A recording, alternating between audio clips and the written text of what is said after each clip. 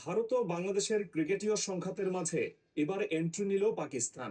টি-20 বিশ্বকাপ থেকে বাংলাদেশকে বাদ দেওয়ার সিদ্ধান্তে আন্তর্জাতিক ক্রিকেট কাউন্সিল আইসিসিকে তীব্র আক্রমণ করলেন পাকিস্তান ক্রিকেট বোর্ডের চেয়ারম্যান মহসিন নাকভি।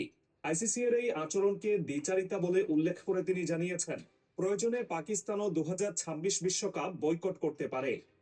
এই হুমকিতে ভারত এখন চরম চাপের মুখে, কারণ পাকিস্তান যদি সত্যি বিশ্বকাপ থেকে সরে দাঁড়ায় তাহলে বিপুল অঙ্কের আর্থিক ক্ষতি হবে, যা পুরো টুর্নামেন্টকেই বিপর্যস্ত করে দিতে পারে। সবচেয়ে বিদ্রুপাত্মক পরিস্থিতি হলো, ভারতকে আহমেদাবাদের বিশাল স্টেডিয়ামে 1,25,000 দর্শকের সামনে উগান্ডার মতো অপেক্ষাকৃত দুর্বল দলের বিপক্ষে খেলতে হবে। আর এই পুরো কৌশলগত খেলাটির নেপথ্যে রয়েছেন পিসিবি চেয়ারম্যান মহসিন নাকভি।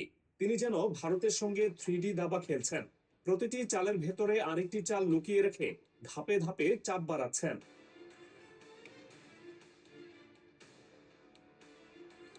পাকিস্তানের স্বরাষ্ট্রমন্ত্রী ও পাকিস্তান ক্রিকেট বোর্ডের চেয়ারম্যান মহসিন নাকভি প্রকাশ্যে বলেছেন, বাংলাদেশকে বিশ্বকাপ খেলতে না দেওয়ার সিদ্ধান্ত অবিচার।